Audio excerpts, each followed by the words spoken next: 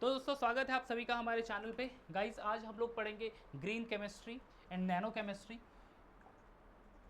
ठीक है, green chemistry nano chemistry guys, यहाँ पे सारे कॉन्सेप्ट क्लियर कर लेंगे हम लोग। उसके बाद फिर कुछ एमसीक्यूज की तरफ जाएंगे। ठीक है, तो शुरू करते हैं गाइस। पहला इंट्रोडक्शन पार्ट हमारा ग्रीन केमिस्ट्री का।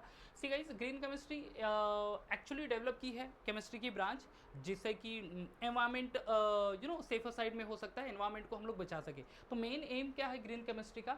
It is the use of chemistry for pollution prevention. ठीक है, पहली चीज़ पॉल्यूशन प्रिवेंशन होनी चाहिए।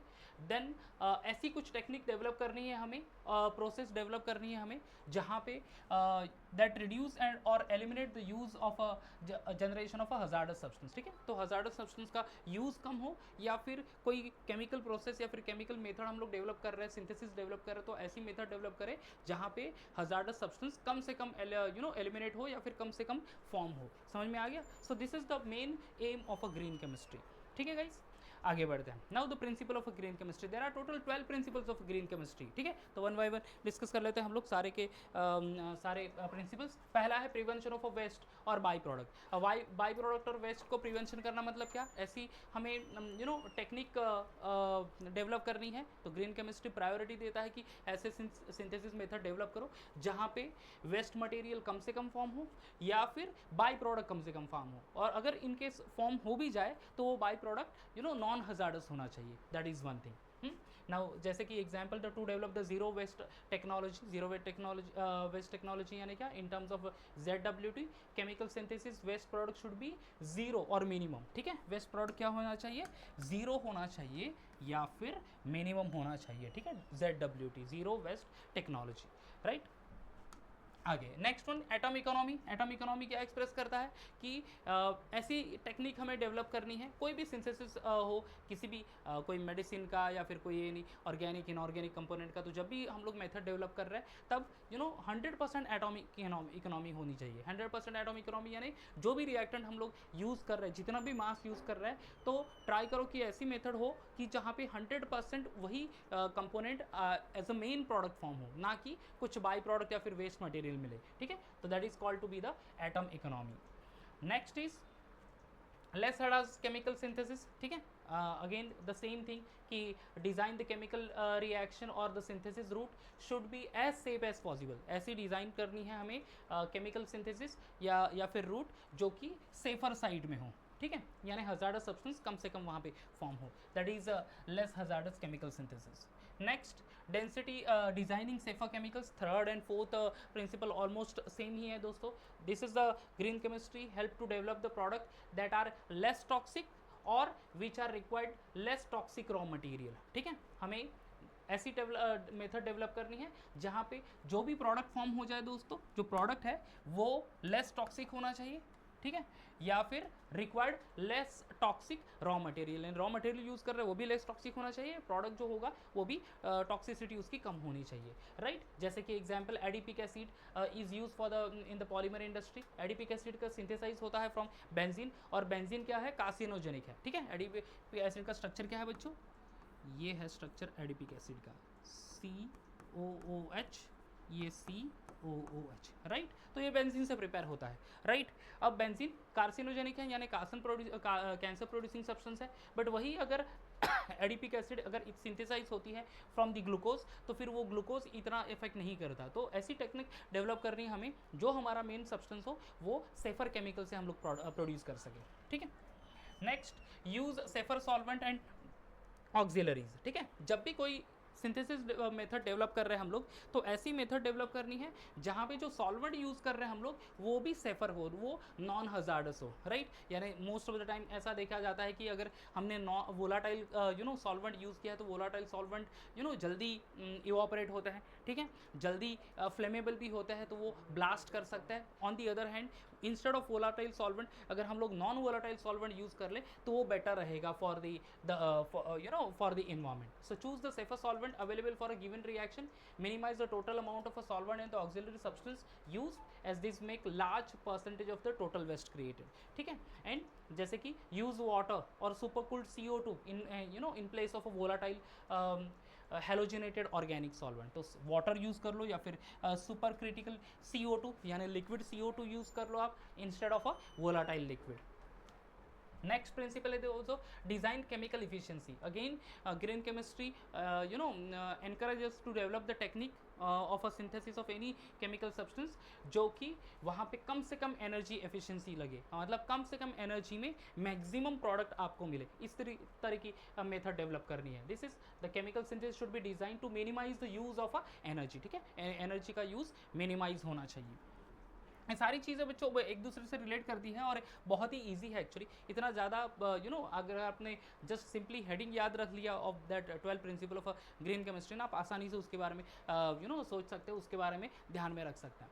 Use of renewable feed stock. Renewable feed stock यानी क्या कि यहाँ पे केमिकल मेथड हमें यूज़ करना है जो कि रिन्यूएबल हो, वो प्लांट बेस्ड हो, right, rather than the other से sources, energy sources like crude oil. Crude oil का ऑलरेडी हमारे पास से वॉट एवर रिसोर्सेस है वो कम है, राइट. जिस तरह से हम उसका कंजम्पशन कर रहे हैं तो ऐसा कहा जाता है कि नेक्स्ट 30-35 ईयर्स में वो क्रूड ऑयल ख़त्म हो जाएंगे. सो बेटर वे हम लोग ऐसा कोई सोर्स ऑफ एनर्जी यूज़ करें जो कि अपार्ट फ्रॉम क्रूड ऑयल हो, जो कि क्रूड ऑयल के से डेफिनेटली पोल्यूशन भी तो बढ़ ही जाता है. एट द सेम टाइम क्या होगा यहाँ पे, कॉस्ट भी बढ़ जाती है टोटल सिंथेसिस के. तो ये सारी चीज़ें अवॉइड करने के लिए हमें प्लांट बेस्ड कुछ सोर्सेज हमें देखना है, energy sources. Next principle, reduce derivatives. ठीक है, अब देखो बच्चों, बहुत सा बार आपने शायद आप बीएससी करोगे केमिस्ट्री से, तो केमिस्ट्री में आप नंबर ऑफ सिंथेसिस पढ़ोगे, डिफरेंट से कह सकते हैं हम लोग डिफरेंट मेडिसिन के भी सिंथेसिस पढ़ेंगे. ठीक है, वहाँ पे डेरिवेटिव से मेन सब्सटेंस फॉर्म किया जाता है. डेरिवेटिव यानी क्या दोस्तों कि कोई भी सब्सटीट्यूएंट है, से हैलोजन डेरिवेटिव्स हो गया या फिर नाइट्रो डेरिवेटिव्स हैं, अमीनो डेरिवेटिव्स, तो उसको मेन कंपोनेंट में कन्वर्ट किया जाता है. जैसे कि एक एग्जांपल देख सकते हैं, मेटाहाइड्रोक्सी बेंजाल्डिहाइड, ये कन्वर्ट हो रहा है मेटाहाइड्रोक्सी बेंजोइक एसिड से. ठीक है, बेंजाल्डिहाइड यानी CHO ग्रुप, ये CHO ग्रुप को सिंपली कन्वर्ट करना है, यहाँ पे देख लो तो ये बेंजोइक एसिड से, ठीक है, COH ग्रुप में कन्वर्ट करना है. That is the only thing. But ये हो क्या कैसे रहा है, देखो, पहले meta hydroxy benzaldehyde react with C6H5 CH2Cl. Okay, पहले OCH2 C6H5, यहाँ पे H रिप्लेस हो गया. ठीक है, देन ऑक्सीडेशन हो गया, वापस यहाँ पे aldehyde group convert into the carboxylic acid group, and finally deprotonation of OH group हो गया. तो वहाँ पे यहाँ पे that ortho and Meta position पे वापस से OH ग्रुप आ गया. तो अगर ये एक स्टेप, दूसरी स्टेप एंड तीसरी स्टेप में फाइनल प्रोडक्ट मिल रहा है, तो हमें ऐसी मेथड डेवलप करनी है जहाँ पे मेटाहाइड्रोक्सी बेंजाल्डिहाइड, जहाँ पे CHO group should directly converts into the that meta hydroxy benzoic acid COH group. तो इस तरह से मेथड यूज़ करेंगे. तो ये जो डेरिवेटिव फॉर्म हो रहा है इन द फर्स्ट स्टेप या फिर सेकंड स्टेप, उसको अवॉइड करना है, जिससे क्या होगा, कम से कम एनर्जी लगेगी, रिएक्शन फास्ट होगा, प्रोडक्टिविटी अच्छी होगी. ठीक है, प्योर सब्सटेंस बनेगा. एट द सेम टाइम जो इफिशियंसी है, एनर्जी लग रही है to carry out the reaction, वो भी कम लगेगी. तो ओवरऑल एनवायरमेंट के लिए भी बेनिफिट है, फाइनेंशियली भी ये बेनिफिशियल होता है दोस्तों. ठीक है, आगे बढ़ते हैं. Next, use of a catalyst. Catalyst तो पता ही है हमें कि catalyst increase the rate of reaction. So अगर पॉसिबल हो तो टेक्निक डेवलप करो जहाँ पे कैटालिस्ट का यूज़ हो, जिससे कि एनर्जी कम लगे एंड देन रिएक्शन फास्ट हो and will be getting a final product over that. Next is real time analysis pollution prevention. Okay, अब यहाँ पे ऐसी, जब भी हम लोग कोई मेथड डेवलप करेंगे तो ऐसी मेथड डेवलप करनी है जहाँ पे टाइम टू टाइम जो भी प्रोसेस है, समझ लो एक कंपोनेंट पूरे रिएक्टर में बनाने के लिए हमें 1 आवर की पूरी प्रोसेस फॉलो करनी है. तो उस 1 आवर में हम लोग टाइम टू टाइम उसको एनालाइज कर सके, जहाँ पे कहीं पे भी कुछ लीकेज हो गया या फिर कोई हजार्डस सब्सटेंस वहाँ पे फॉर्म हो गया, ये हम लोग वहाँ पे एनालाइज कर सकते हैं. या फिर ऐसा नहीं हो कि एक रिएक्शन पूरे जस्ट क्लोज चैम्बर में वो हो रही है और जब तक उसका वो कंप्लीट ना हो तब तक हम लोग उसको उस पूरी प्रोसेस को एनालाइज ना कर सके. तो ऐसी टेक्निक डेवलप करने के लिए इंकरेज नहीं करता ग्रीन केमिस्ट्री. ठीक है, next that is safer chemical for accident prevention. हमें डेवलप करनी है ऐसे chemical process that are safer as well as minimize the risk of accident. Okay, accidental risk minimum हो जानी चाहिए और सेफर केमिकल्स यूज़ हो जाना चाहिए. इस केस में क्या करेंगे हम लोग, तो टेक्निक डेवलप करते वक्त ऐसा देखेंगे कि वहाँ पे वोलाटाइल सब्सटेंस ना यूज़ हो, गैसियस सब्सटेंस स्पेशली ना यूज़ हो. ओके, लिक्विड सब्सटेंस हो तो बहुत ही अच्छा. गैस क्यों, क्योंकि गैस जनरली एक बड़े चेंबर में हमें बड़े रिएक्टर में यूज़ करना होता है और वहाँ पे प्रेशर अगर थोड़ा सा कम ज़्यादा हो गया तो फिर वहाँ पे ब्लास्ट होने के चांसेस भी बहुत ज़्यादा है. एंड ब्लास्ट हो गया मतलब डेफिनेटली पूरी वो केमिकल्स तो जाएगा ही. ह्यूमन डेथ भी पॉसिबल है, जहाँ पे वो जो ऑपरेटर्स जो केमिस्ट वो वर्क करते हैं उनकी भी डेथ पॉसिबल हो सकती है वहाँ पे. सो गाइज ऐसी टेक्निक डेवलप करनी है जहाँ पे गैस कम से कम यूज़ हो एंड मैक्सिमम सॉलिड सब्सटेंस या फिर लिक्विड सब्सटेंस यूज़ कर सके हम लोग, ठीक है। Now that is that safer chemicals for the accidental prevention. So guys ये टोटल 12 प्रिंसिपल्स हम लोगों ने लर्न कर लिए, जहाँ पे सिर्फ और सिर्फ ग्रीन केमिस्ट्री का फोकस है कि कम पॉल्यूशन होना चाहिए, राइट। नेक्स्ट जो सब्सटेंस हम लोग डेवलप कर रहे हैं वो एनवायरमेंट फ्री होना चाहिए, वो नॉन टॉक्सिक होना चाहिए। समझ में आ गया?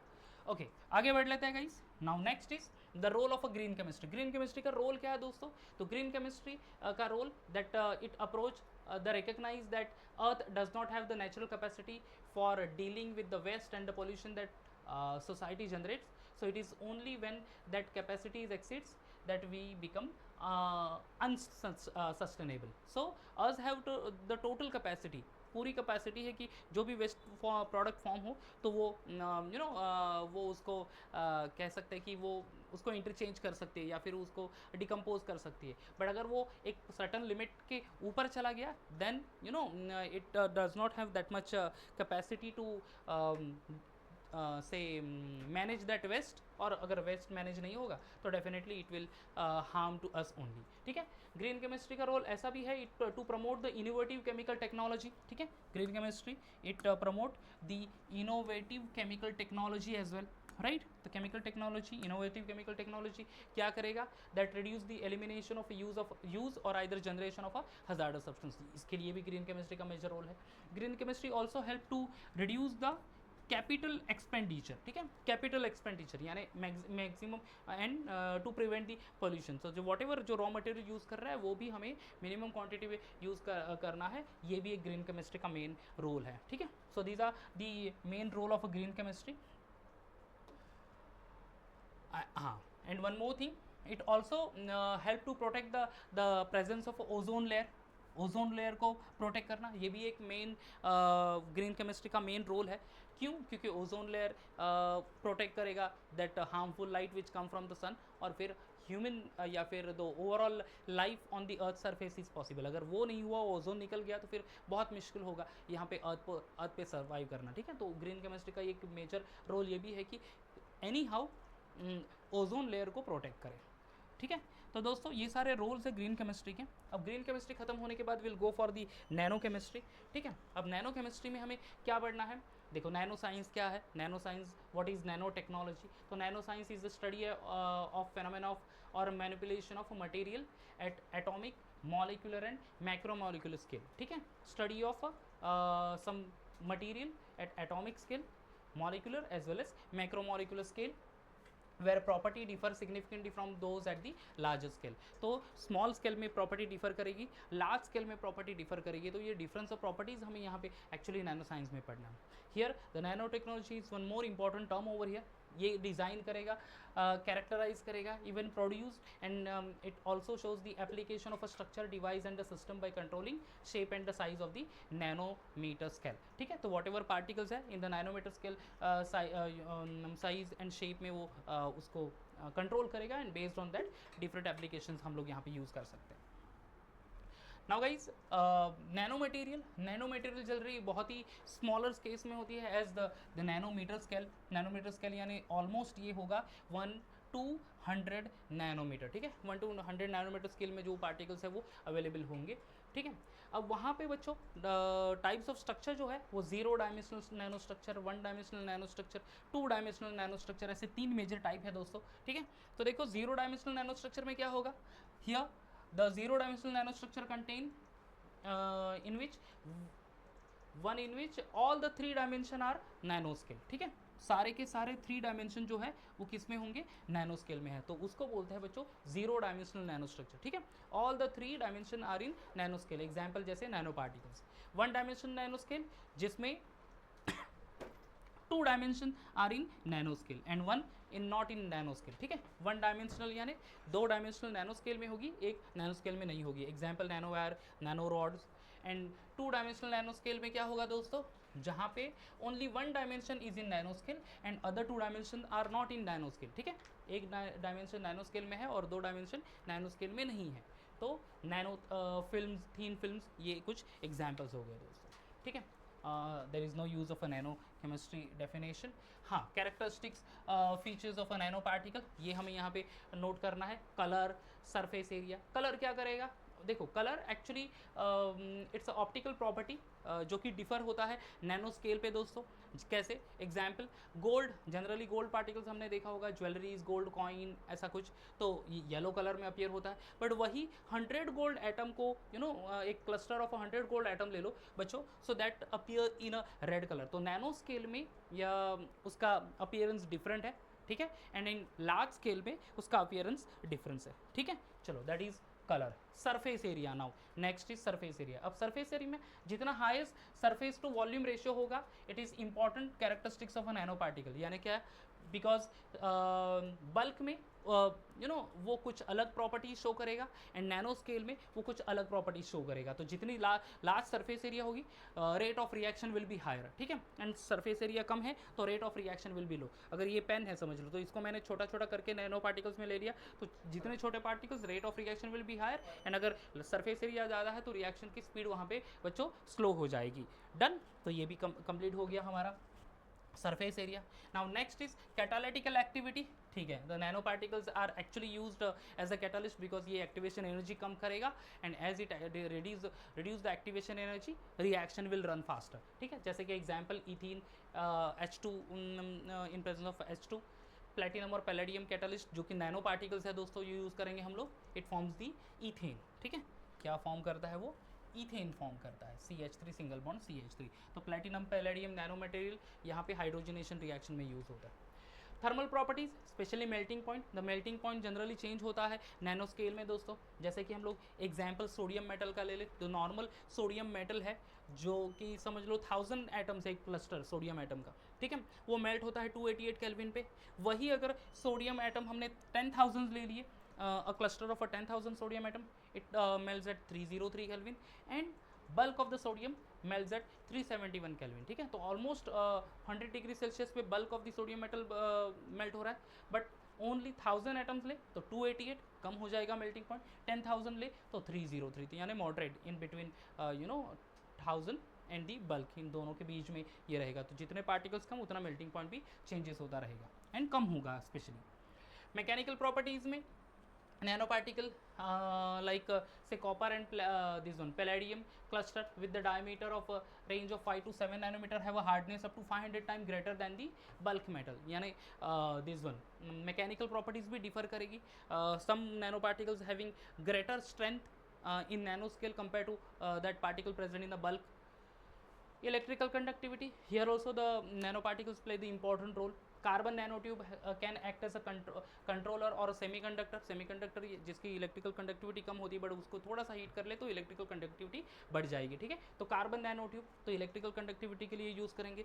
These are nano particles only.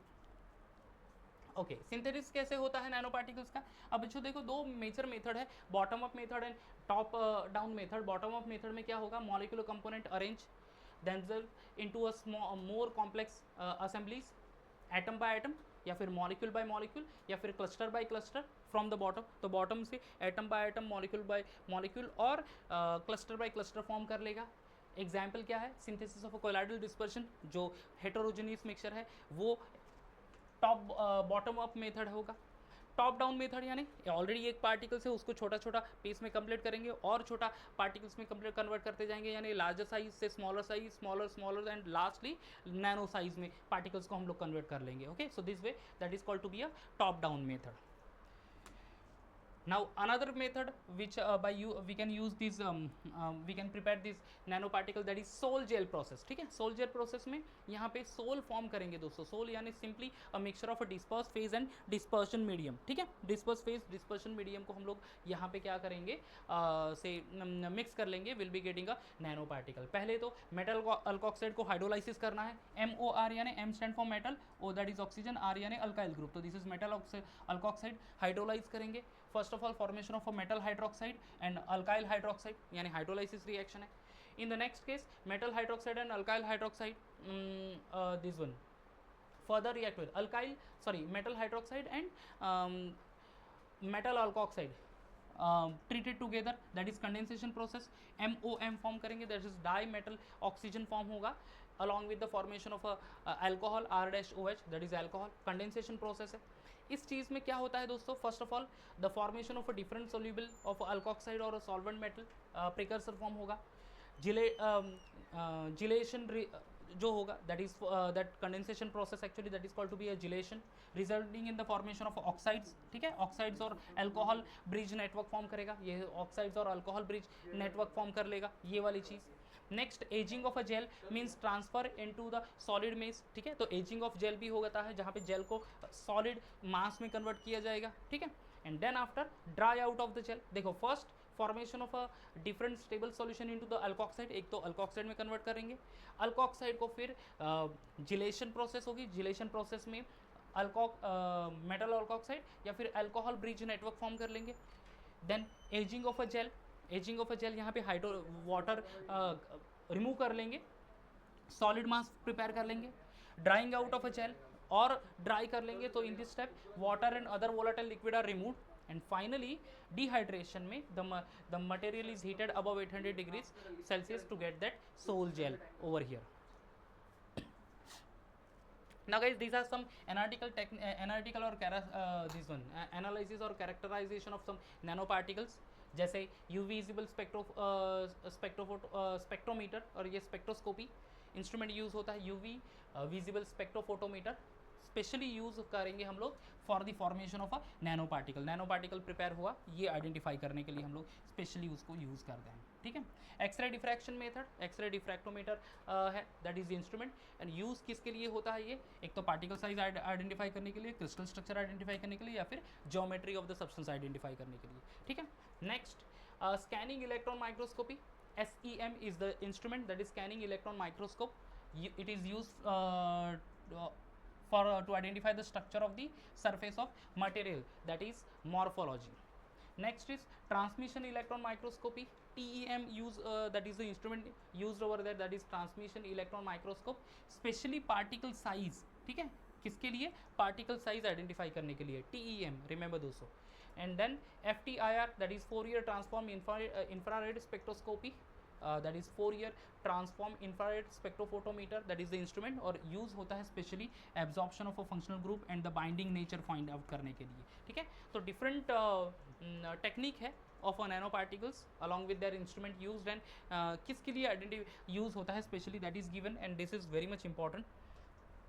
These are few photographs of this say instruments used over there as a nanoparticle. Application of a nano material बच्चों, nanoparticle is used in the manufacturing of a scratch proof eye glasses. जो हम अच्छे stylish eye glasses use करते हैं scratch proof, तो nano particle से बनते हैं. सनस्क्रीन, क्रैक रेजिस्टेंस पेंट बनाने के लिए भी यूज़ होगा उसका. It is also use in the electronic device तो definitely based on nano particles only. Okay, हमारा स्मार्टफोन, कंप्यूटर, लैपटॉप, एवरीथिंग, ठीक है, all this based on nano particles only. Then nanotechnology play the important role in water purification technique as well. Then in water purification, silver nanoparticle act as a bacterial disinfectant, remove the E. coli bacteria over there, ठीक है, from the water. Then self cleaning material, यानी lotus के ऊपर जो lotus के जो leaves है actually, okay, वो भी उसके ऊपर नैनो पार्टिकल्स है that repel to water molecule, and that's why you know that the overall self cleaning technique is done over that through the nano particles. तो जो भी डर्ट सेटल्ड होगा on the leaf of that cell lotus, वो roll off करके निकल जाएगा with the help of a water due to the presence of nano particle only. Now advantages, revolution है electronics and computing industry में. Nano technology also play the role in solar power. Then nano particle use in manufacturing of a smart drugs, that is medicines actually, help and cure faster and without side effect the disease like diabetes, even cancer, ये treat करने के लिए use करेंगे. अब advantage के साथ साथ बच्चों कुछ डिसएडवांटेजेस भी है नैनो पार्टिकल के. मेजर डिसएडवांटेज तो क्या, एक तो है pollution, and as the nano particle to present in the air, हम लोग इनहेल करेंगे वो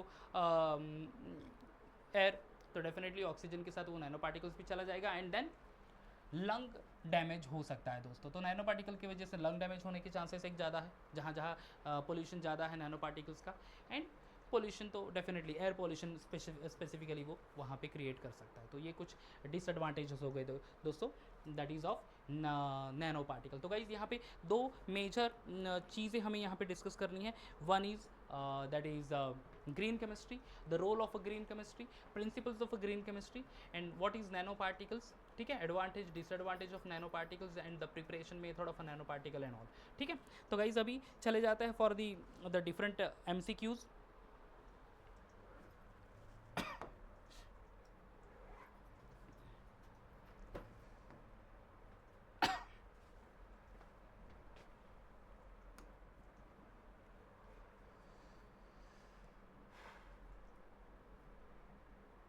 ठीक है, green chemistry and nano chemistry. ठीक है, तो will going to see some of the MCQs based on these things what we studied over here.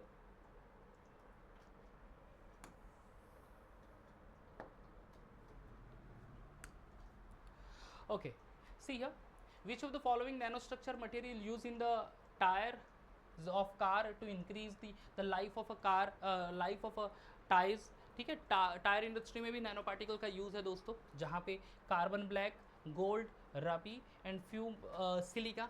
Okay, these are the nano particles, but the carbon black is one of the nano particle which use in the tyre industry. ठीक है, polymer chemistry में भी इसका actually कुछ this one mention है, जहाँ पे tyre industry के बारे में बताया है। ठीक है, तो कार्बन ब्लैक इज़ दी से the correct answer. See guys, आपको जब तक nano particles even green chemistry का प्रिंसिपल एंड नैनो पार्टिकल के जो इंस्ट्रूमेंट यूज्ड है एंड दी एप्लीकेशंस नहीं पता होगा, तो ये शायद से क्वेश्चन अटेम्प्ट होना मुश्किल हो जाएगा दोस्तों। तो वो थोड़ा सा अच्छे से हमें पढ़ना है, जैसे हमने थियोरी पार्ट अभी पढ़ा, right. Identify the correct statement from the following. ठीक है, हमें एक करेक्ट स्टेटमेंट आइडेंटिफाई करना है दोस्तों यहाँ पे। ओके, करेक्ट स्टेटमेंट क्या है देखते हैं। The possibility of a accident including explosion is relatively higher for chemical processes involving non-volatile liquid as compared to the gaseous substance. The possibility of a accident, okay, these are the principles of a green chemistry actually, ठीक है। The possibility of a accident including explosion is relatively higher for chemical process involving non volatile liquid. Non volatile liquid अगर हम लोग ले ले तो वो accident possible होगा क्या? ओके, वो शायद से इनकरेक्ट होगा। Real time analysis of analytical methodology is important for the chemical industry and nuclear reactor, that is correct। real time analysis तो definitely correct है। design for degradation is most important to ensure the bio accumulation of a particular chemicals or the substance, that is also there। and increasing energy requirement of a particular reaction can be minimized by the use of a proper catalyst, microorganism or renewable material। Guys, the most correct statement over here, that is increasing energy requirement of a particular reaction can be minimized। कब minimise होगा? जब हम लोग proper catalyst use करेंगे या फिर micro organism या फिर रिन्यूएबल मटेरियल्स यूज़ करेंगे गाइस। तो this D is looks to be the most correct one. हालांकि यहाँ पे सारे स्टेटमेंट हमें पॉसिबल करेक्ट ही लग रहा है कि पॉसिबिलिटी ऑफ एक्सीडेंट, हालांकि first one is completely wrong. Non volatile नहीं, वोलाटाइल सब्सटेंस से होता है। Real time analysis is important. design for degradation is most important to ensure the bio accumulation of a particular chemical or a substance। no, that is for the for the production of a hazardous substance, ये correct हो जाएगा। But increasing energy requirement ये हम लोग minimise कर सकते हैं। किससे मिनिमाइज कर सकते हैं? कैटालिस्ट यूज़ करने से मिनिमाइज कर सकते हैं, या फिर रिन्यूएबल सोर्सेस मटेरियल यूज़ करेंगे, या फिर माइक्रो ऑर्गेनिज्म यूज़ करेंगे। तो that is the correct answer. Okay, we need to concentrate on the principles अगर याद होंगे तो हम लोग वो आंसर लिख पाएंगे। Surface area and dash this and dash in particular size which in turn increase the catalytical activity of the nano material। okay, surface area, देखो surface area क्या होना चाहिए? catalytical activity का surface area and dash this in particular size। surface area तो increase ही होना चाहिए दोस्तों, and size decrease होनी चाहिए, या परफेक्ट। सरफेस एरिया इंक्रीज होगा, साइज भी इंक्रीज होगी, तो वो मैटर नहीं करेगा। सरफेस एरिया इंक्रीज होगा एंड साइज अगर डिक्रीज हो जाती है, this is increases, and decrease in particle size which in turn increases the catalytical activity, क्योंकि कोई भी कैटालिस्ट हो तो उसका सरफेस एरिया बड़ा होना चाहिए, उसकी पार्टिकल साइज कम होगी, तभी वो रेट ऑफ रिएक्शन बढ़ेगा, रेट ऑफ रिएक्शन फास्ट होगा। Now the next one, nanoparticle which is used for the which of the following will effectively carry out the conversion given below। ठीक है, कौन सा conversation है? But 1 into an butane. But 1 ene यानी बच्चों क्या है, चलो स्ट्रक्चरल फॉर्मूला लिख लेते हैं, CH2 double bond CH single bond CH single bond CH3, ये ब्यूट 1 इन है। इसको हम लोग कन्वर्ट करना है किसमें, ब्यूटेन में, CH3 CH2 CH2 single bond CH3, right. तो ब्यूटीन से ब्यूटेन में कन्वर्ट करेंगे जब हम लोग H2 ऐड करते हैं, रिडक्शन हो रहा है, और रिडक्शन में कौन सा कैटालिस्ट यूज़ करते हैं, NiPT और PD, ओके PD मेटल, क्योंकि दूसरा तो गोल्ड है, ZnO है एंड TiO2। तो गाइस करेक्ट आंसर है हमारा that is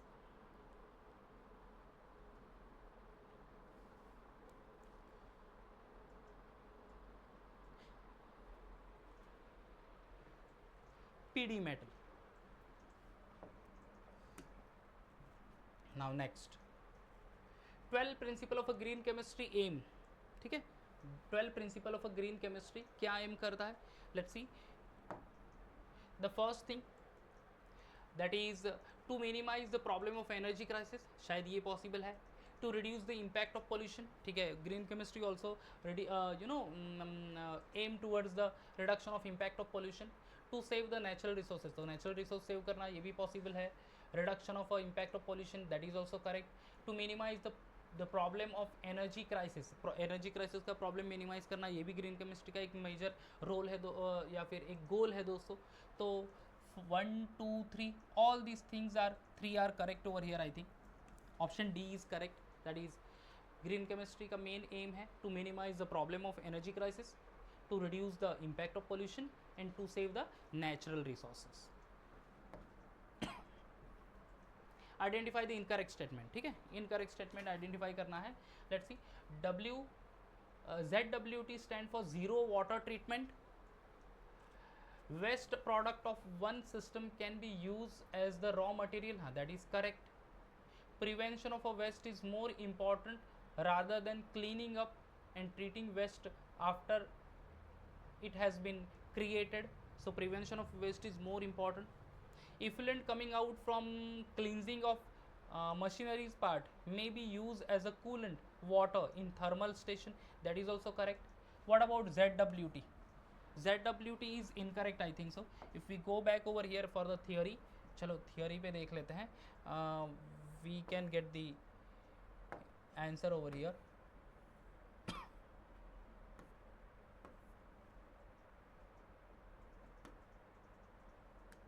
See here, ZWT that stand for zero waste technology, ठीक है, zero waste technology।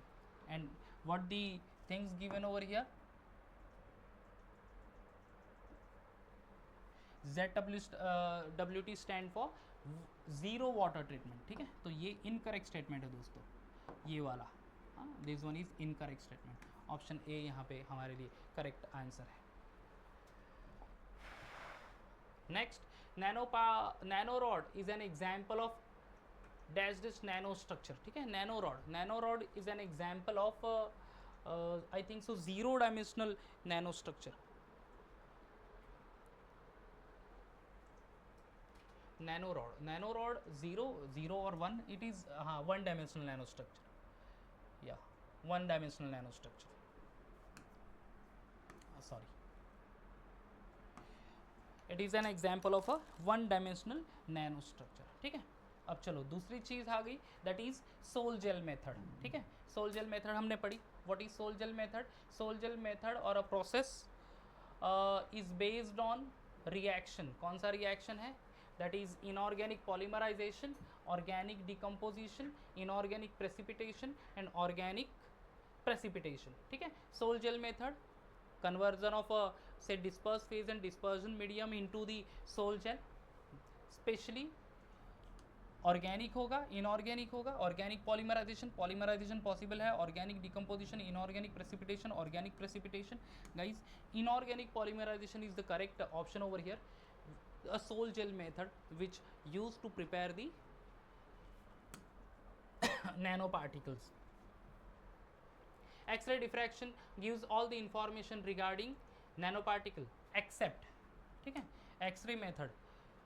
Particle size X-ray method से पता चलता है. Yes, crystal structure can be identified with the help of X-ray method. Molecule size भी X-ray, unknown molecule होता है वो भी एक्सरे मेथड से ही आइडेंटिफाई होता है. Geometry is also, but binding nature जो है बच्चों वो एक्सरे डिफ्रैक्शन मेथड से हम लोग आइडेंटिफाई नहीं कर सकते.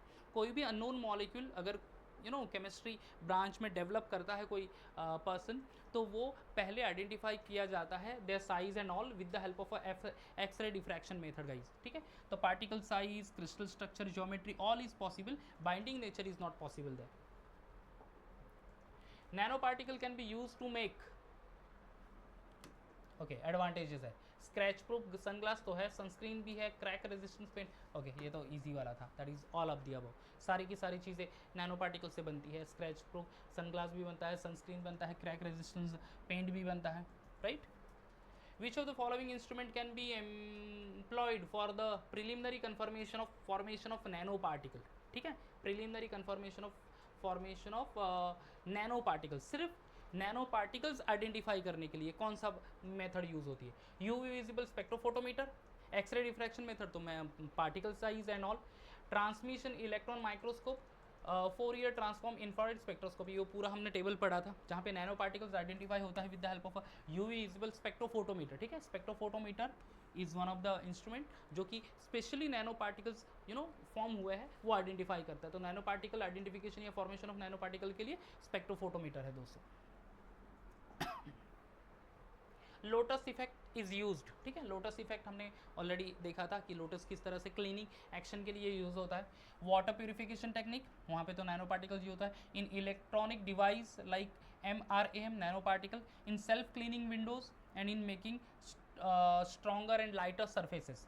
Self cleaning is the effect of और the main aim of lotus effect. ठीक है,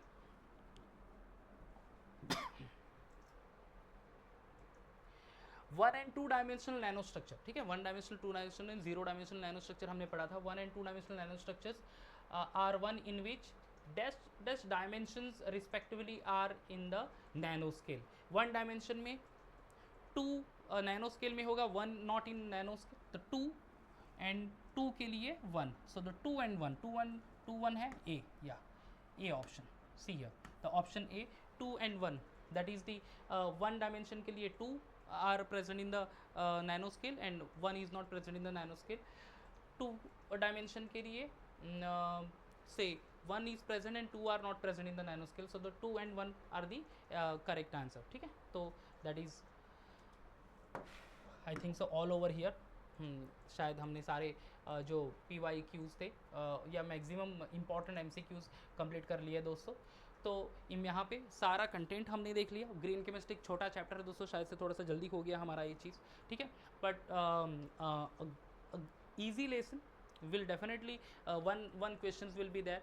ठीक है, और वो गाइज आपको आसानी से ये एक ग्रीन केमिस्ट्री के प्रिंसिपल याद रखना, 12 प्रिंसिपल, एंड नैनो पार्टिकल्स जो भी इंस्ट्रूमेंट्स हैं उसके uses, application of nano particles, ये सारा बहुत इंपॉर्टेंट टॉपिक जो आपको हेल्प करेगा ऐसे वाले क्वेश्चन को अटेम्प्ट करने के लिए. इनफैक्ट ऐसे ही क्वेश्चंस आपको एग्जाम में आएंगे भी या फिर पॉसिबल क्वेश्चंस आने के चांसेस. ठीक है गाइस, होपफुली ये आपको हेल्प करेगा आपके MHTCT के प्रिपरेशन के लिए.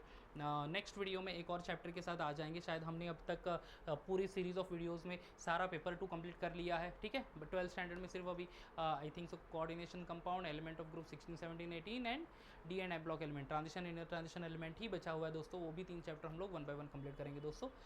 तो गाइज अच्छे से स्टडी करते रहना और प्रैक्टिस करते रहना घर पे. नेक्स्ट वीडियो में हम लोग एक और वीडियो के साथ, एक और चैप्टर के साथ मिलेंगे. तब तक बाय.